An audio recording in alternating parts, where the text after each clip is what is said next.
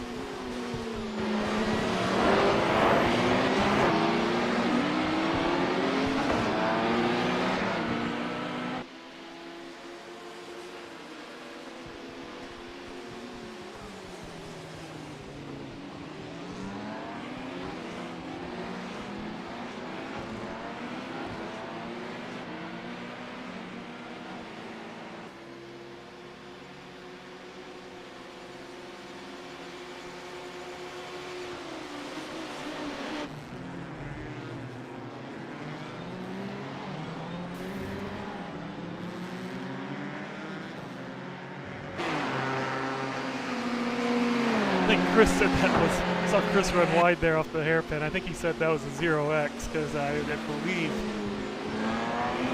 believe he did pretty good on incidents in this race. And I think he said that first lap he got a 0x, and that might have been the only incident he got all race.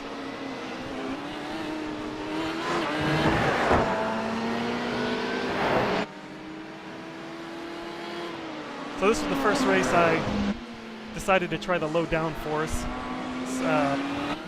package on the Porsche.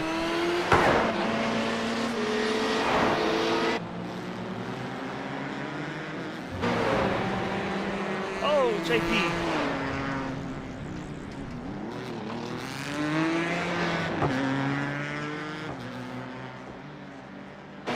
Not too bad, just a little right front fender damage. Oh, that's bad. Who was that? Was that Burton? Oh yeah, he's flipping pretty good back there. That was Burton. Looked like he ran wide there, caught the wall, and then I'm not sure what happened after that. That will end his night there.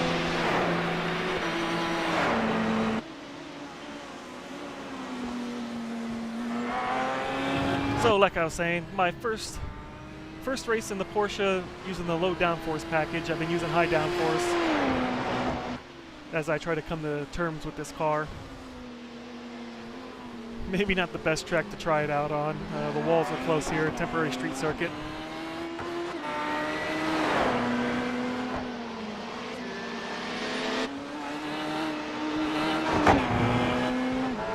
But I did set some of my fastest speeds that I've run yet in the car.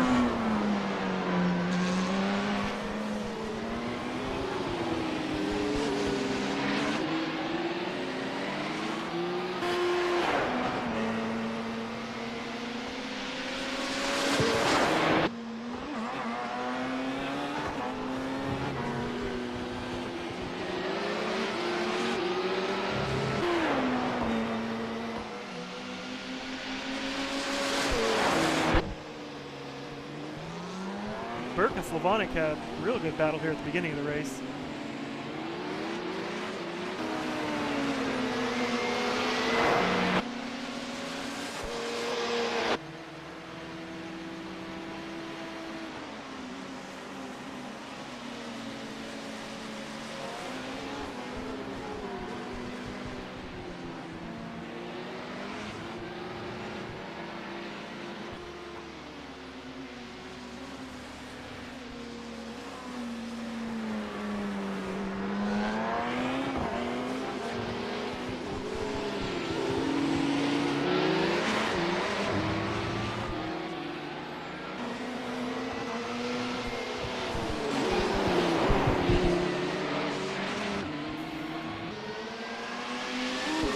Ran out wide. Did he get a piece of that wall? I'm not sure. it was easy to do there. I noticed these guys are using a lot more curb than I used. I couldn't hardly touch the curbs without upsetting the car so bad that it was hard to hold on to. Oh no, hold on to it, brakes. He's got him. So that was one of the problems I was having when I went to low downforce. I ran 53% brake bias all season. We got here, and as soon as I touched the brakes on that low downforce with 53% brake bias, I was locking the rear up and the rears up, and around I went. It looks like that's what happened to Burke back there.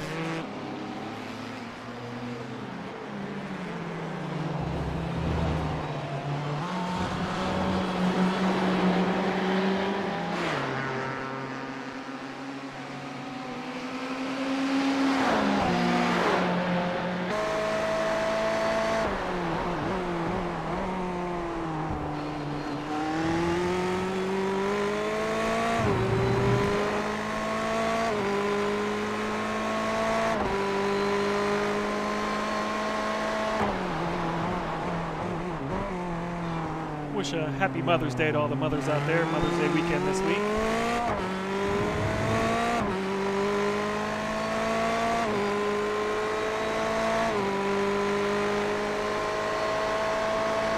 Running late uploading this video because I was out with my mom enjoying church and dinner. Hope the rest of you get to spend some time with yours and have a good weekend.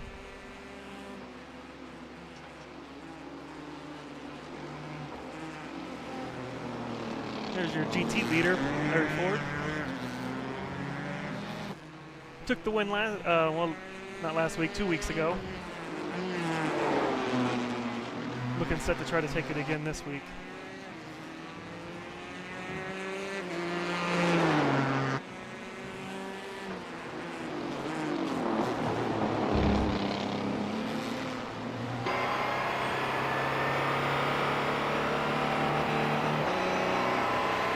Daniel's out to 9 seconds on Paul. Now, 2 weeks ago at the night race at Spa, we saw Paul and Daniel neck and neck there for a few laps, back and forth, handing the lead back and forth at the end of the race after Omar went out.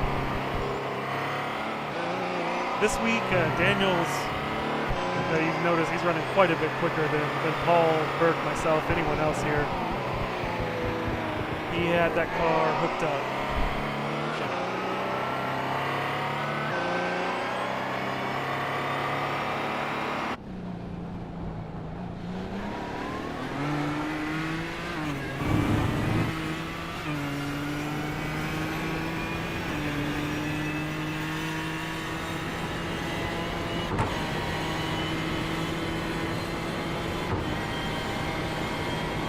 Chris took a little bit of left front damage there with that contact on lap 1, contact with the wall. Other than long straights here, the rest of the lap, this shouldn't hurt him too bad.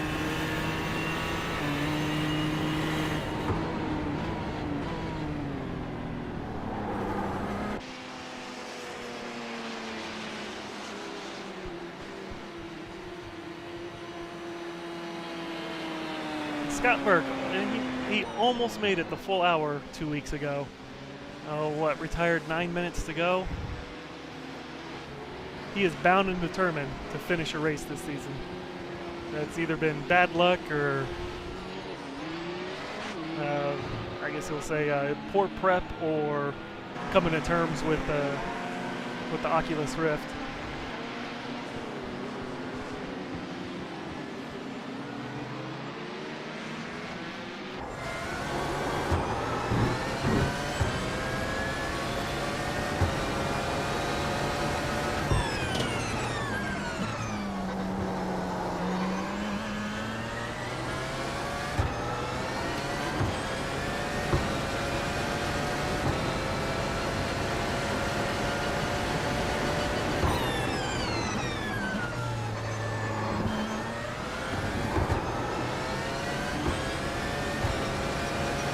I just noticed, looks like my sector times aren't working.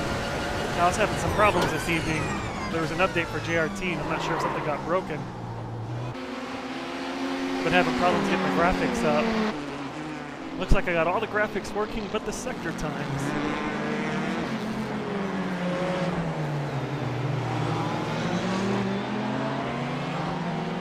Have to look into that more when I get a chance this week.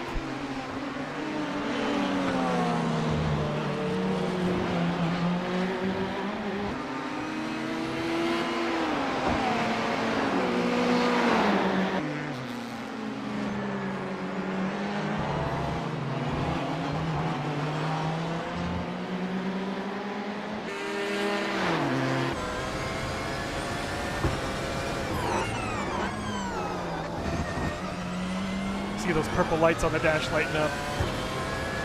The right side, the right half of those lights is for the rear tires on the right side, and the front half is for the front tires. And it tells you the more lights that are up, the more you're locking up. And there's another set of those lights on the left side of the dash that you can't see. And you'll notice, like I was talking about, I kept locking the rears up. Problem I was fighting with all through practice and into the race here.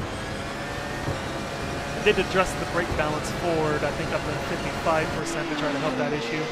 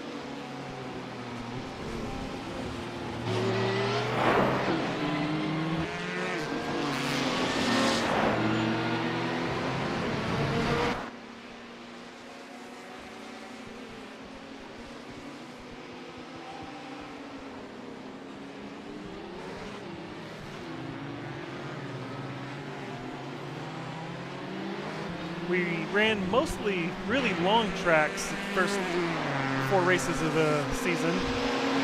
And part of that reason was to give everyone a chance to get used to the multi-class interaction. This is the first shorter track under 2.7 miles, I believe it is, under 3 miles that we run this year. So there'll be quite a bit more traffic and interactions with the other class, because you'll be coming up to lap them or be lapped more often than what we've had for the first part of the season.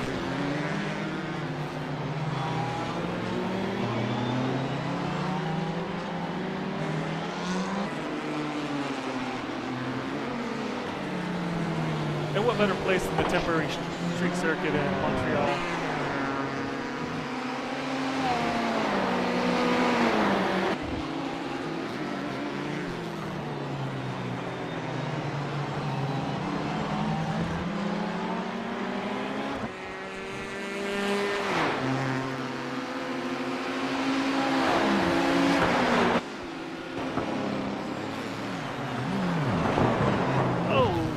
Lane locking them up.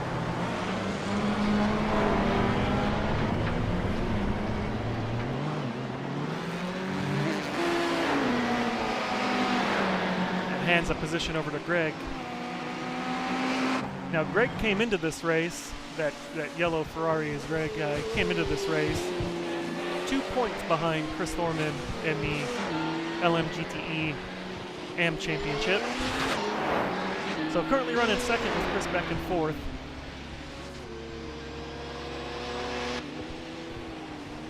Just 1 race to go after this one. So that'll be a close points battle there.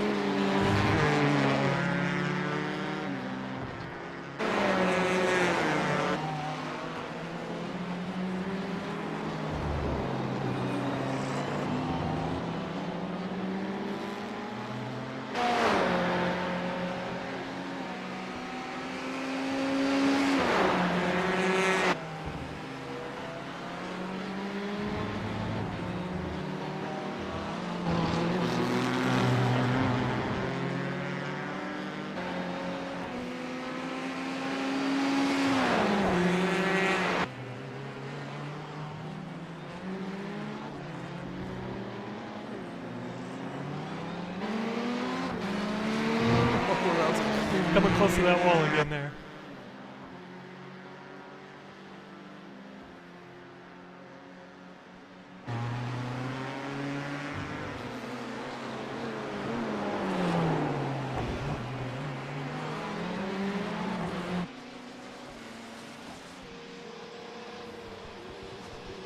Burke's starting to close that gap down to Paul. What was that, 7-8 seconds at one point, down to 3 now.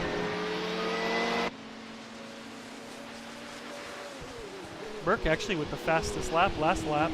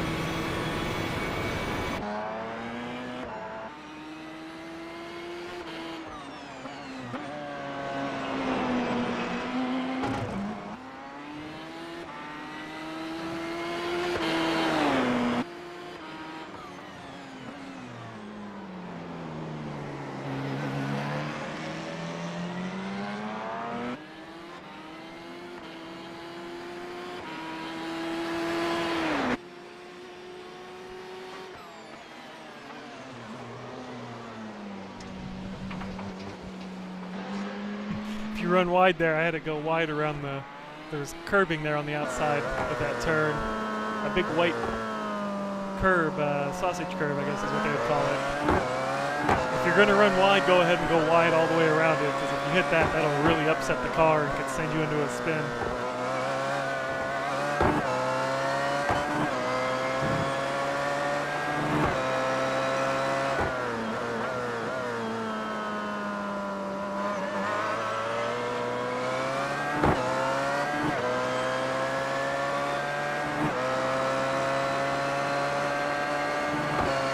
Be able to see that curb here if we stay on board with Daniel. See the one on the inside, and then there's, oh no, and they cut. There was one on the outside there too.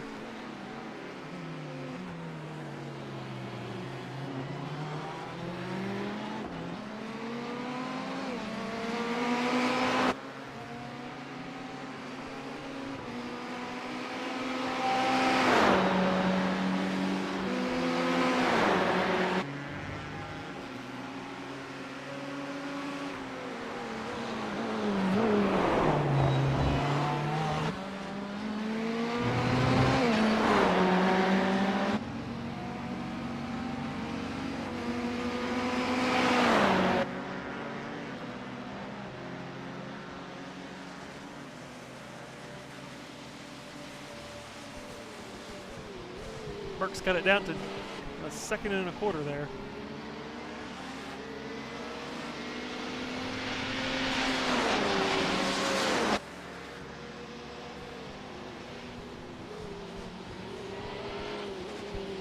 And after a couple tracks where we had to pay close attention to our boost levels, this track didn't pose a problem. I found it very easy with all the braking points here, all the braking zones, to keep the battery recharged. So this was finally a track where I could get 100% of my allotted usage every single lap, which is a nice change of pace from Road America and Spa, where you had to kind of be mindful of it and watch it. I didn't have to watch it so closely here.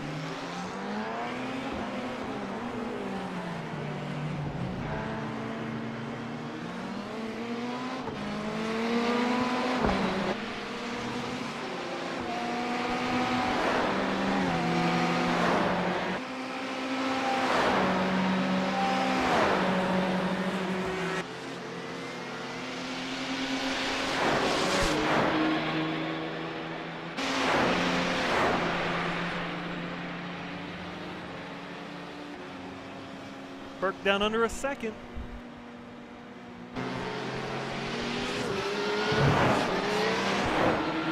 So close to Champions Wall there.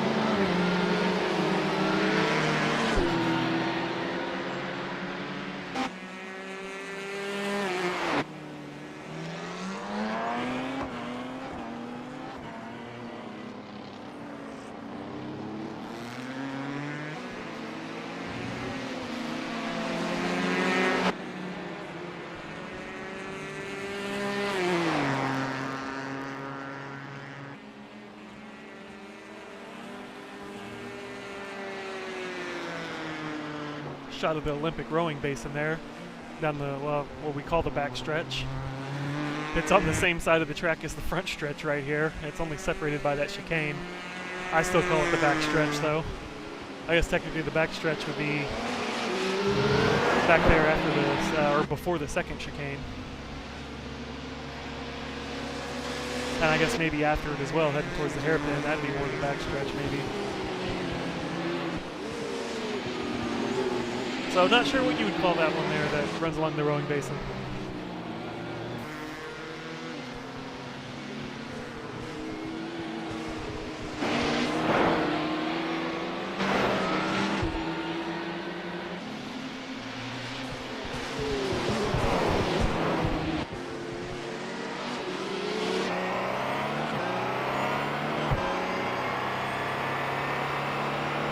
Less than half a second. Burke's really closed it up.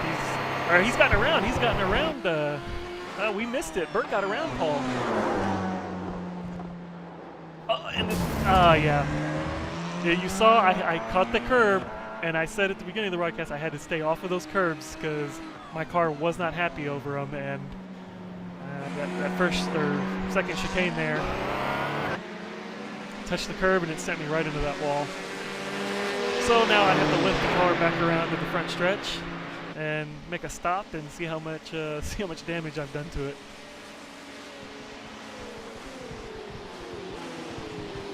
Yeah, I guess we missed Burke going around Slavonic here, but Paul's gonna come back and make a charge on him.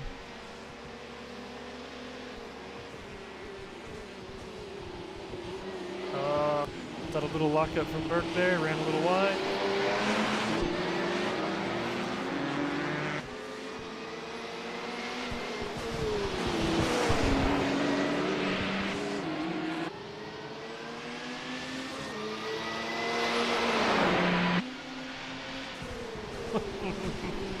No, playing games in the mirrors. Now wait a minute, Burke. I see a 4 on the number on the end plates on the wing.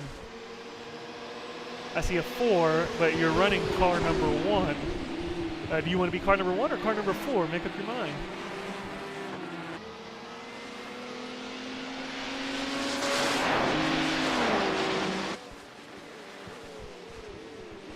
Oh, big lockup, Burke. Big lockup. Paul's gonna go back around the inside on the hairpin here. Now, are they going to try out boosting each other down the straight? Well, what are we going to call it? We got to come up with a name for this straight, guys. I keep calling it the back straight.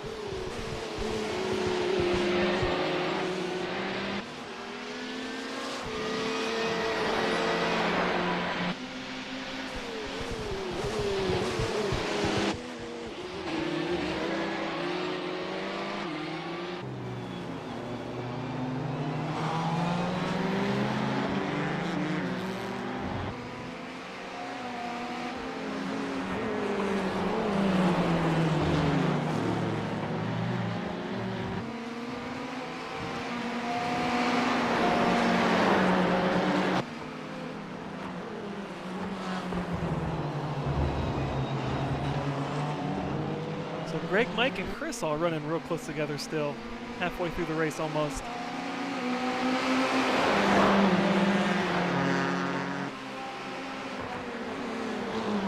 I guess that straight there, or this straight right here, I guess we can call the back straight. I don't know, there's too many long straights here. Maybe we need to number them, that's what we'll do. Straight 1, straight 2, straight 3, and straight 4. Kind of like we number the turns, I guess. So no ABS on the GTE cars or on the P1s here. So you see more lockups than what you see in the Lone Star Sports Car Series, where the GT3 cars do have ABS.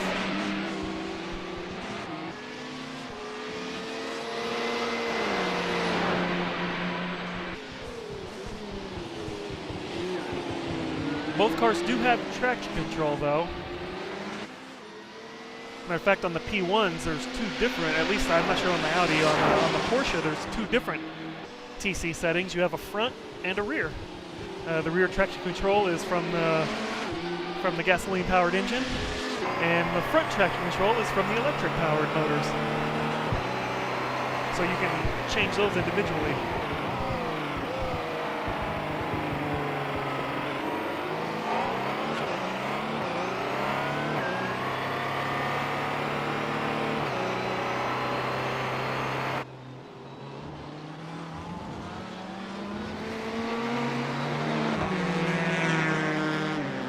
Did we miss? Yes, Greg Pitt.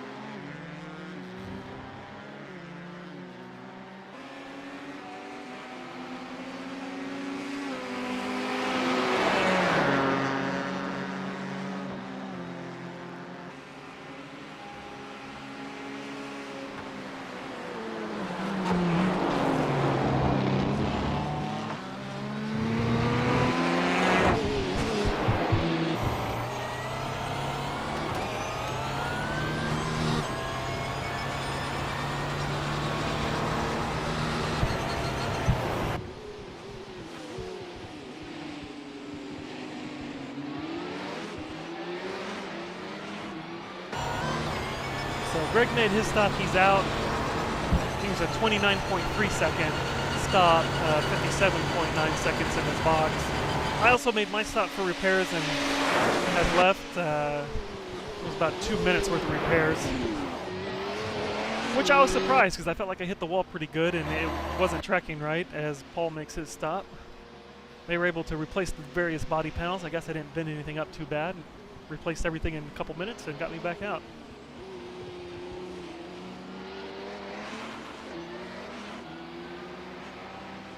Not sure if JP had more problems, just that what we saw there at the beginning of the race. Looks like he's parked it and retired from the race.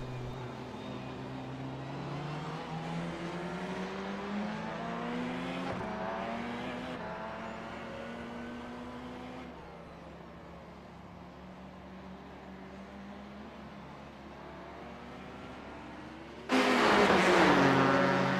was a 16.8 second stop from Paul, 45.1 down pit lane.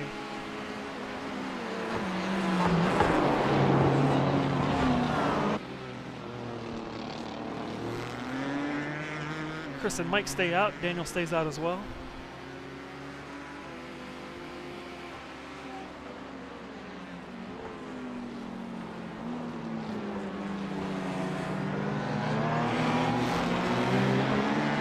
So now this is where Burke wants to push and try to make up that time that he's lost on Paul and see if he can jump him in the pits.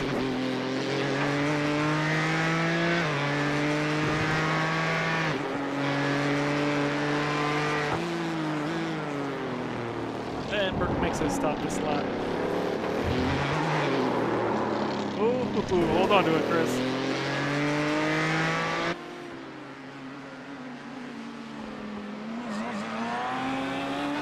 So So that leaves Daniel here as the only P1 car yet to make a stop.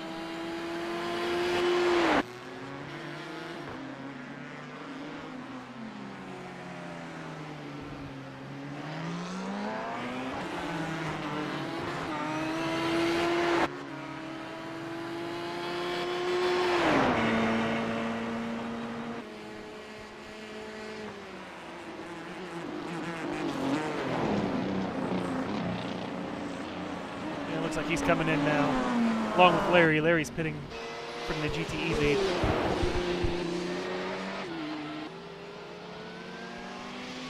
I have to look at the field numbers again for next season. I don't know if people are pitting at halfway because they need to or because it's halfway through the race, so it just makes for easy fuel calculations to figure out what you've burned, what you have, and then what you need to add.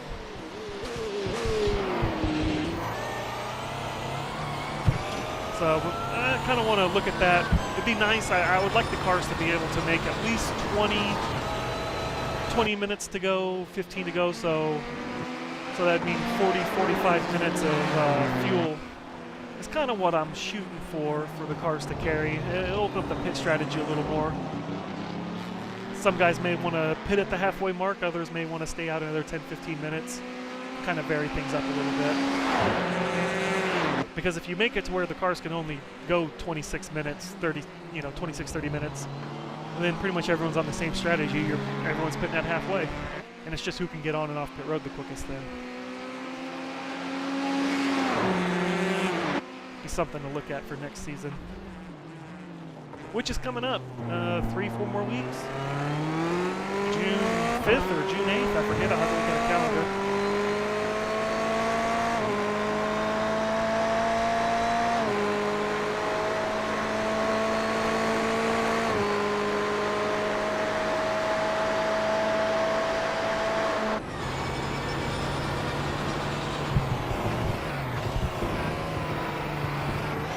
June 13th, maybe.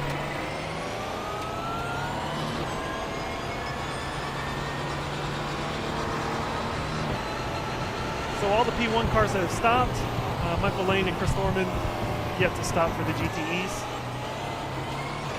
Quickest stop, Scott Burt, 15.1, 43.9 down pit lane. That's compared to the 16.8 and 17.6 from the other two. That's a real good stop. But he still came out P3. So still lost some time somewhere. Larry with a 13.6 seconds, Larry 13.6 second stop, 42.2 down pit lane. That's going to be a tough one to beat for these other guys. So again, Larry 13.6 seconds compared to Greg, who has also made his stop 29.3 seconds. So I'm not sure if Greg took tires maybe?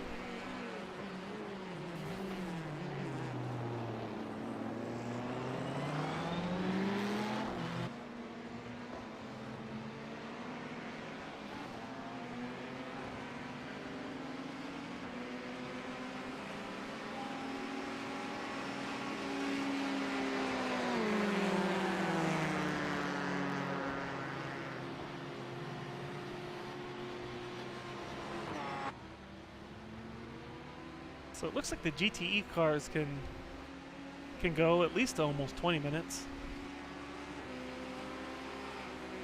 So I'm guessing Larry and Greg stopped around halfway just for the ease of fuel calculations.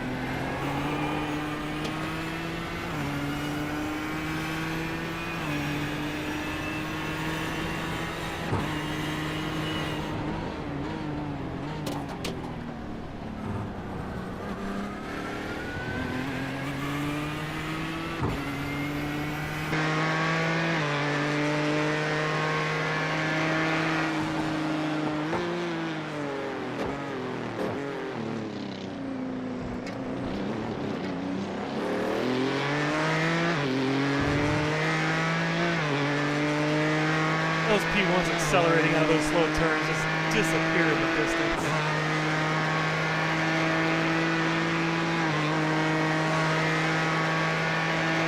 I have no intentions of running this car in the official iRacing series, but running the Porsche in this fun series here,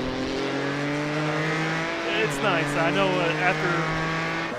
after next season when we switch to another set of cars, I'm gonna miss this one.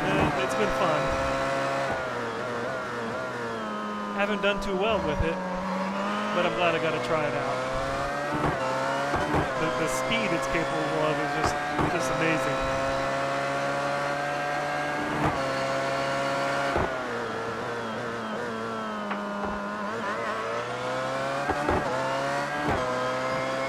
And you see the top speed from Daniel here, 207 miles an hour.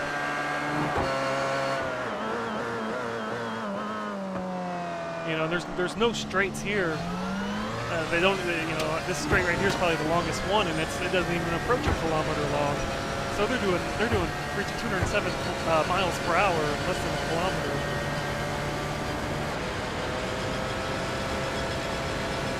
You know, that distance right there. That's just amazing.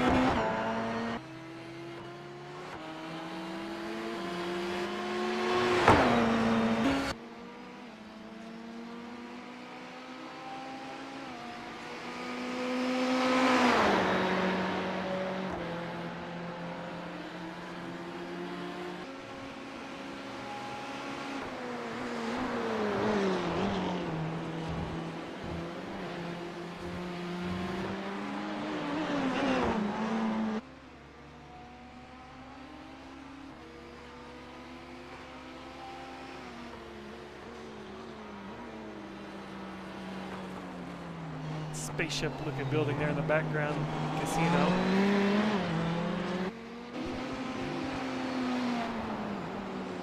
And the shot didn't pan far enough right to see the geodesic dome back there either.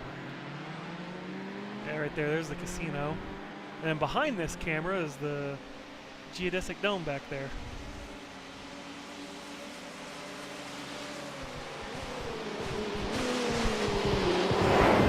Olympics and the World's Fair.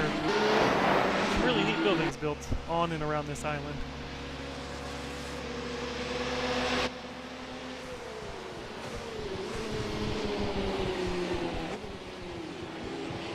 Now, who put this camera here?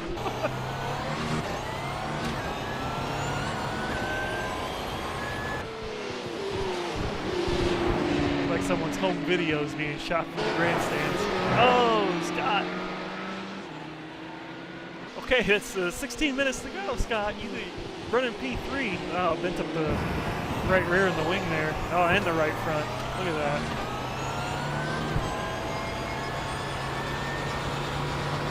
And within a couple seconds, or less than 2 seconds, less than a second and a half. Don't throw it away.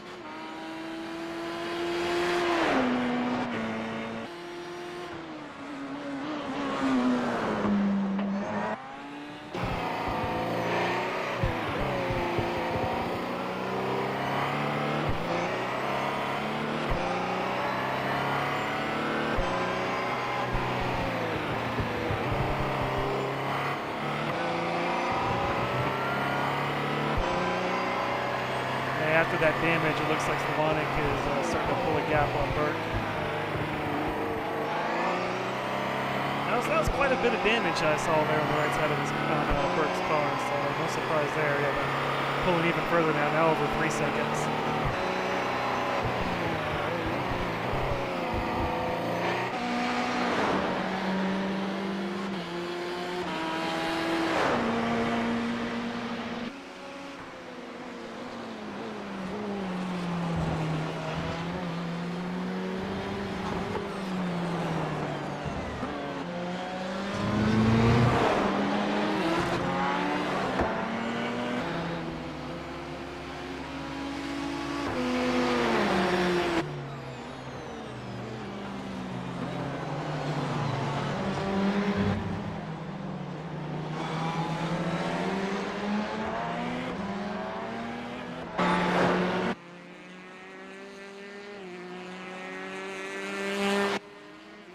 Busy watching Burke and Slavonic, and we missed the pit stops from the other 2 GTE cars. Chris and Greg had made their stops. Now Chris did a fantastic job. We thought Larry's 13.6 was good. Chris just barely got him with a 13.5. So he was a 10th quicker on the stop, but Larry was still 2/10 quicker down pit lane.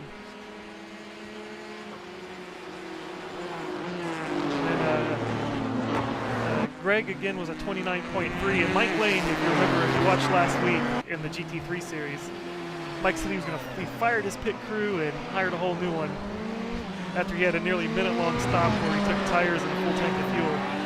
Well, Mike, you're going to need to fire this pit crew too for the GTE cars.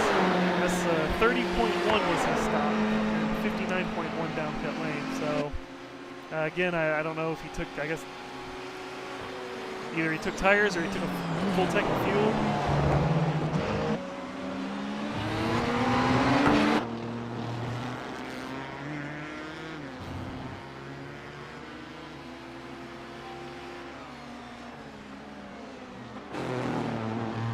Been trying to get in the habit when I'm going around a GTE car to hit the flash button before I actually make the move, to try to help communicate, well, at least to the drivers who are looking in the mirror, to communicate whether or not I'm going to take it or not.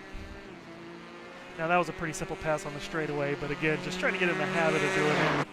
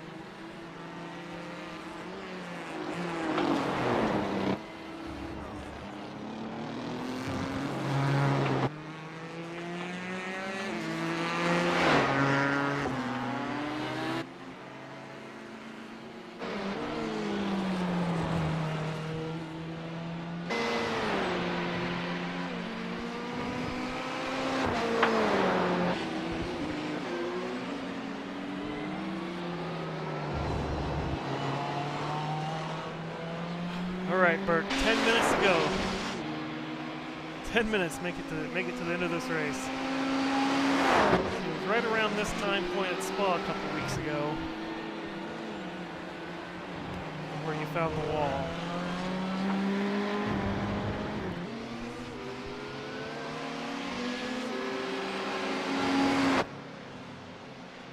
finish a race, finish on the podium. It'll feel like a win.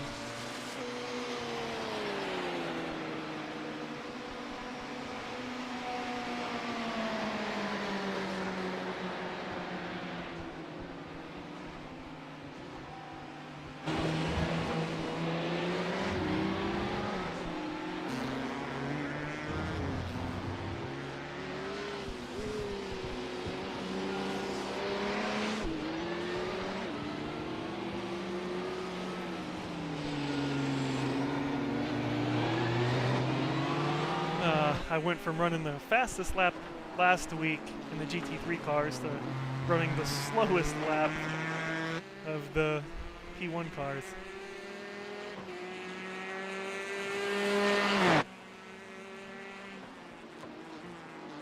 I keep hoping one day these high downforce cars, it'll click and I'll figure them out. But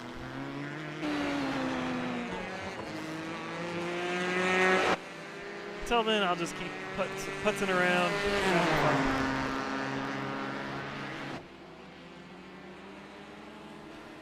I still got a few weeks to try to convince Larry to come join me. Race that Porsche 919 with me.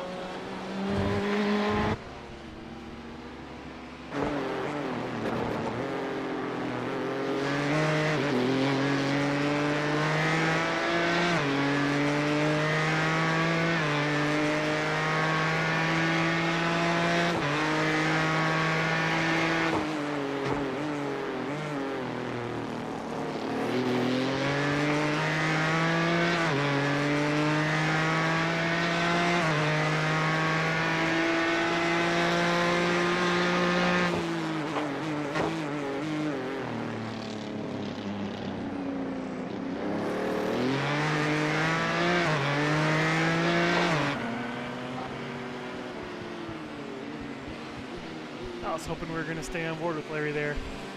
I remember that pass. I always like to save a little boost when I know I'm going to come up on Larry. I like having that extra little boost. So when I go by him, I'm just on it full throttle, full boost. Like a flyby or something. I'm sure he loves it.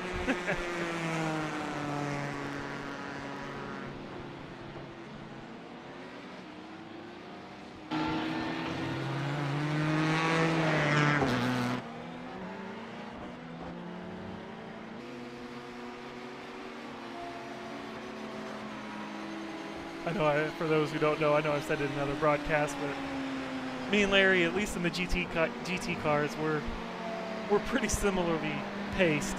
So over the years we've been running, we're constantly on track near each other in the GT cars. So we kind of had this friendly rivalry. And even though we're racing different classes in this series, still like to, show off or do one better than the other.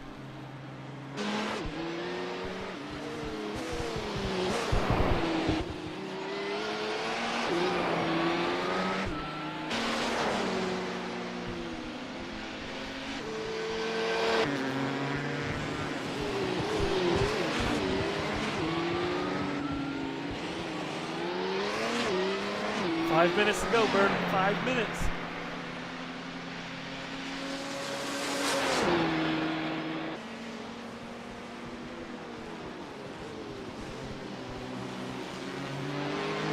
Not that far back from Slovonic, only 5 seconds.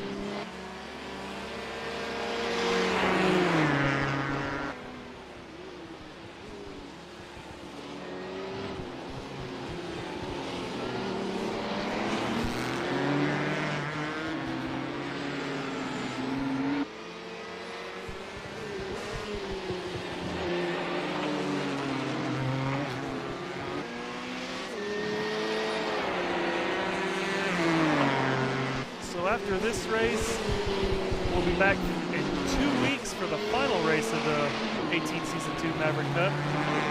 That is at Road Atlanta.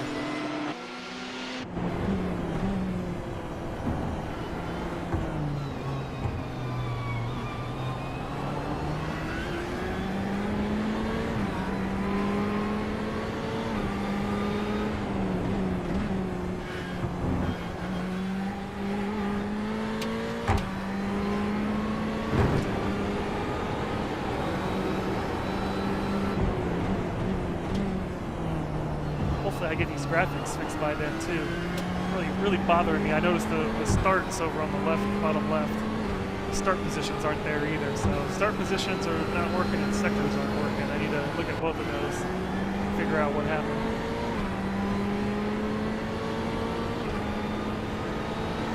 I'm gonna fire my graphics guy. Oh wait, that's me.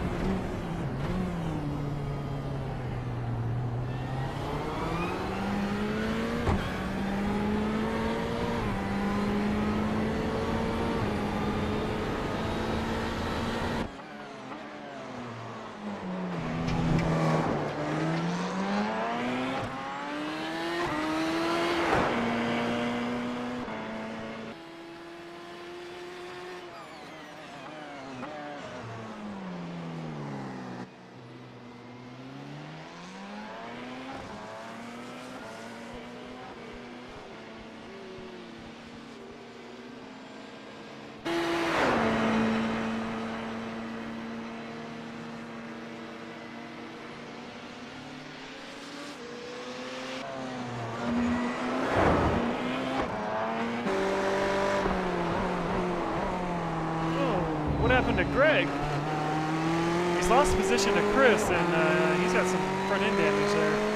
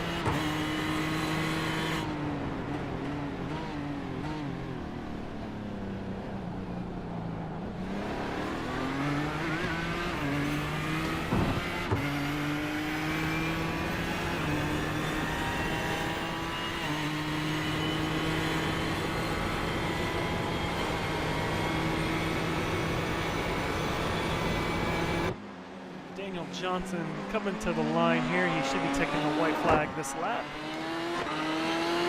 And as the cars cycle around,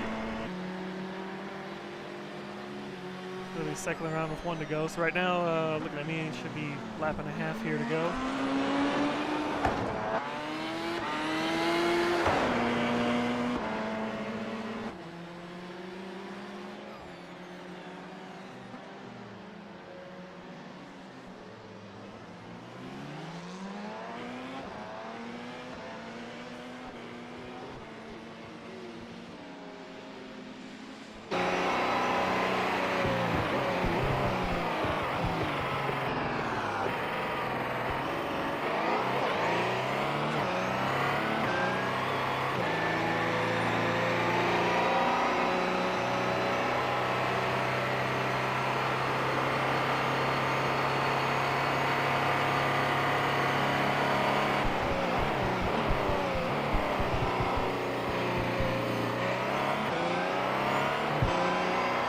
one lap to go, Burke. One to go.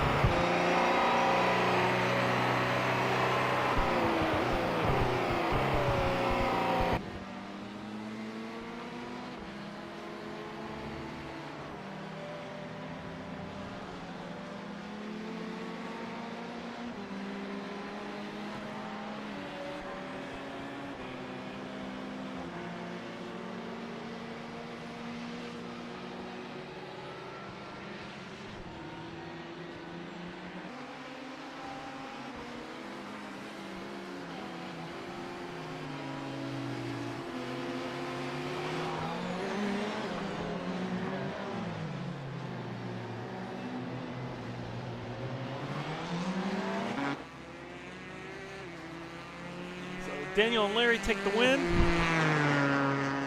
There's Chris finishing P2. Greg will come across P3.